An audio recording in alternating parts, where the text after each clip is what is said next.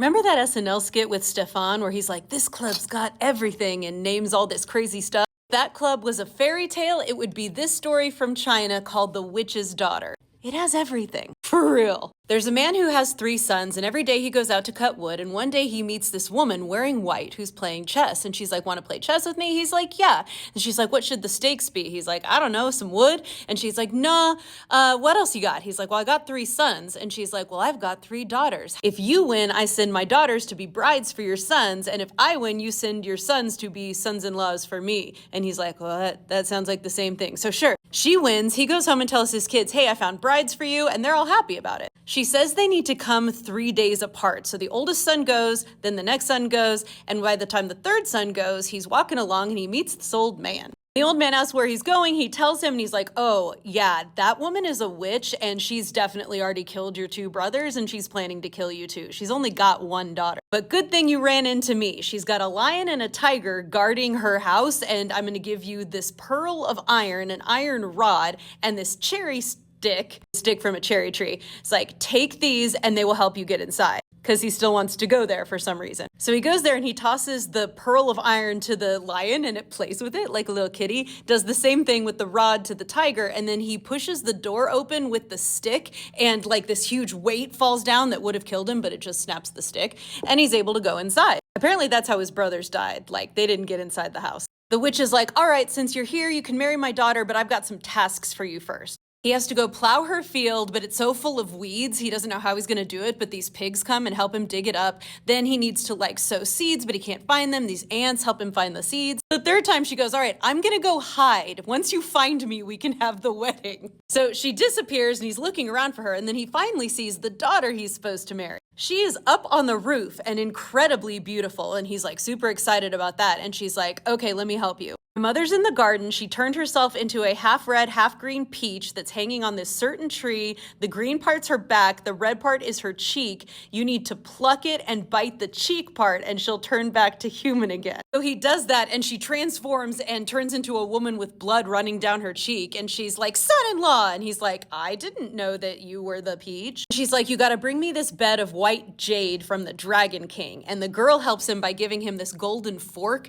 that he draws a line in the sand with at the shore, and then the waters part for him. He brings the bed of jade home, and she's like, okay, now you have to go to the Monkey King and get this big drum. We're gonna beat it at the wedding. This time the daughter's like, all right, when you go there, all the monkeys are gonna try to kill you, but roll around in mud so they think that you're one of them. I'm also going to give you this needle, this lime, and this bean oil. They'll come in handy. And boy, do they. He rolls in mud, he tricks the monkeys, and they think he's their grandfather or their ancestor. But then when he gets the drum and he leaves, they realize they've been tricked, and they're like, we're gonna kill you. And they're like a horde of monkeys coming after him. So he takes the needle, throws it behind him, and then it becomes a mountain of needles, and it says the monkeys tore their skin and scratched their eyes on it, but kept going. Throws out the lime, it turns into a mountain of lime, and they're bleeding all over it and getting the lime juice in their sockets and their cuts. But they keep going until he throws the bean oil, and that turns into a big slippery mountain, and they can't get up, and he gets away. He brings home the drum, and she's like, actually, go to the garden. You have to like cut down bamboo sticks. And he's like, well, that doesn't sound like it's gonna kill me.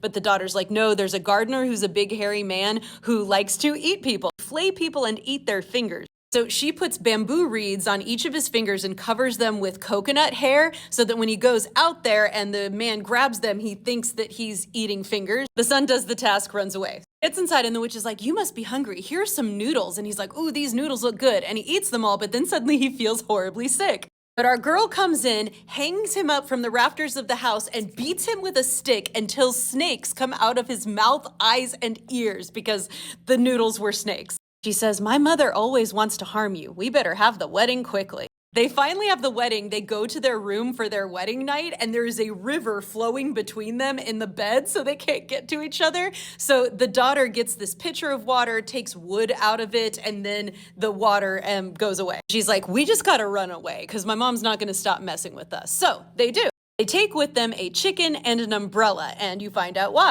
As they're running, there's this whirring above them, and the girl is like, this is a magic knife my mom has sent after me. It's gonna seek blood, so we gotta sacrifice the chicken. So they throw the chicken out, and the knife like goes into the chicken and then goes back. And she's like, she's gonna know that that's chicken blood, not human blood eventually, because chicken blood is sweeter than human blood, which is salty. They keep running, the knife comes back eventually, and she's like, okay, the umbrella's not gonna help us. We have to sacrifice one of us. The man's like, I'll do it. And she's like, no, no, no, it should be me, because I can come back to life. After my death, carry my body home. Get a large lotus pail, put my body in it. In 7 times 7 days, I'll come back to life again. So 49 days. So as soon as she says that, she runs out from the umbrella. The knife stabs her. She lays there with blood pouring out of her, and sadly, the man picks her up, takes her home. He tells his dad everything that happened. The dad is sad to hear about the other 2 sons, because if you forgot, they died. The son gets the pail, puts the maiden's body in it, covers it up, starts to wait. On the 48th day, he starts to hear groaning coming from the pail, like someone's in pain,